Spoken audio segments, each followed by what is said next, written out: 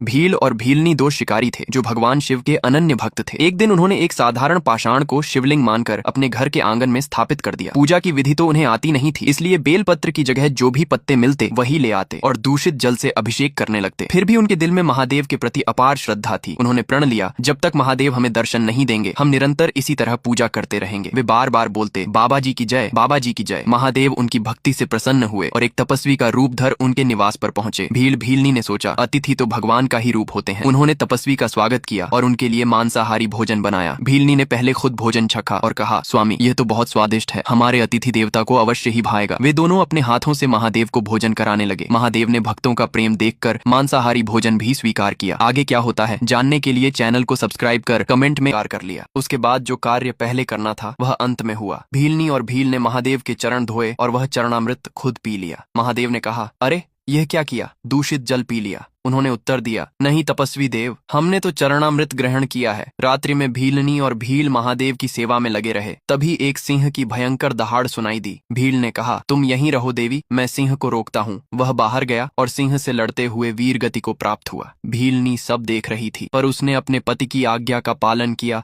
और महादेव की सेवा से नहीं उठी। प्रातः जब महादेव जागे और बाहर गए तो उन्होंने भील को मृत देखा। उन्होंने भीलनी से पूछा, इतना बड़ा अनर्थ हो गया, पर तुमने मुझे जगाया क्यों नहीं? भीलनी ने कहा, मेरे स्वामी की अंतिम इच्छा थी कि मैं आपकी सेवा में अडिग रहूं। फिर भीलनी ने हाथ जोड़कर कहा, हे तपस्वी देव, मुझे भी मेरे स्वामी के पास भेज दीजिए। महादेव उनकी भक्ति से अत्यंत प्रसन्न हुए। उन्होंने भील को आगे की स्टोरी जानने के लिए चैनल को सब्सक्राइब कर कमेंट। जब प्रातः जागते हैं और बाहर जाते हैं तो उन्होंने भील को मृत देखा। तो उन्होंने भीलनी से पूछा, इतना बड़ा अनर्थ हो गया, पर तुमने मुझे जगाया क्यों नहीं? भीलनी ने कहा, मेरे स्वामी की अंतिम इच्छा थी कि मैं आपकी सेवा में अडिग रहूं। फिर भीलनी ने हाथ जोड़कर कहा, हे तपस्वी देव, मुझे भी मेरे स्वामी के पास भेज दीजिए। महादेव उनकी भक्ति से अत्यंत प्रसन्न हुए। उन्होंने भील को जीवन दान दिया और कहा, तुम जानना चाहते हो ना कि मैं कौन हूँ? मैं वही बाबा जी हूँ जिनकी तुम रोज पूजा किया करते थे। महादेव ने उनको अपना वास्तविक रूप दिखाया और कहा, यह तुम्हारी भक्ति की परीक्षा थी और तुम दोनों इसमें उत्तीर्ण हुए हो। महादेव ने वरदान दिया कि अगले जन्म में तुम दोनों नल और दमयंती के रूप में जन्म लोगे। मैं स्वयं एक हंस बनकर तुम्हारे मिलन का माध्यम बनूंगा। तो सभी महादेव भक्त कमेंट में हर हर महादेव जरूर लिखें।